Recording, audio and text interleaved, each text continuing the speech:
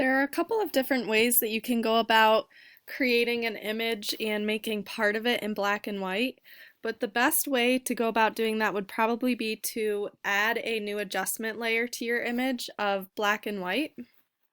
So I'm going to go up to Layer, New Adjustment Layer, then I'm going to go down to black and white and hit OK. And the reason I'm doing this is so that it adds a layer mask to my layer of the black and white so that I can go back in and erase certain parts, and then if I need to, I can bring it back. You do not have to add a layer mask specifically because it is already there for you, so I would not go to the bottom of the screen and add a mask. Just leave it however the layer comes up because it will have that mask set up already. And then you're going to go to your Paintbrush tool, and if you wanted to choose a different paintbrush to be working with, go up to this little folder in the upper left corner and it pulls down this option menu so you can select from different paintbrushes. I would choose one that is slightly feathered, for example this paintbrush here, so that when you go to erase parts out of your image, it's not going to have that harsh edge to it. It's going to be feathered a little bit so that the transition will look smooth.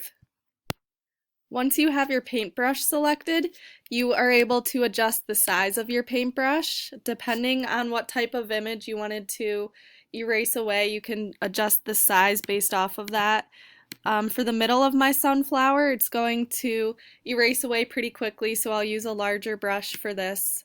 And I'm going to start erasing away, making sure that my setting for the color of my brush is set to black so that I can erase parts of my sunflower.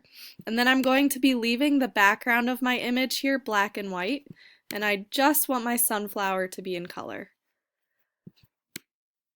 So now that I have the middle part of my image in color, I'm going to change the size of my brush so that I can see some of the details as I'm erasing this away.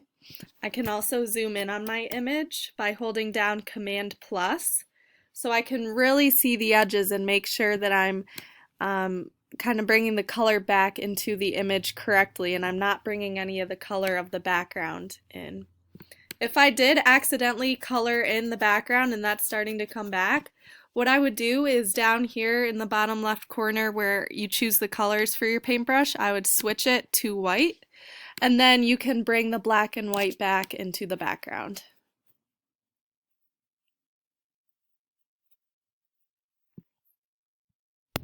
If you have a lot of small details in your image that you're starting to use to erase away, something else you're able to do is hide your black and white layer and then select around the outside of whatever it is that you want to bring into color.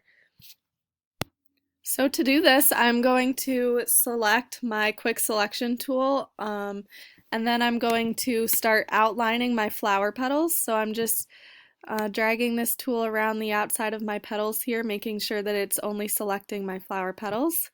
And then once you have that selected, you can apply the mask. When I applied the mask, all I did was click on the eye in the layers panel. So if I click it once, it hides the mask, and then if I click it again with this little eye being visible, the layer mask comes back. Now that I have the outside of my flower selected, I'm ready to fill it, the rest of it, with color. So I'm going to use my paint bucket tool over here on the left, and making sure that I have my color set to black, I am going to start to fill the color of the flower with the paint bucket.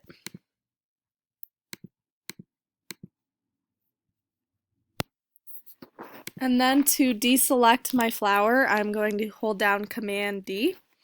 And now I have my flower in color, but if you look, I selected part of the background with my quick selection tool. So since I have this layer mask, I'm able to erase that background and make that black and white. So I'm going to again use my paintbrush tool. I'm going to switch my color over to white and continue to make the background all black and white.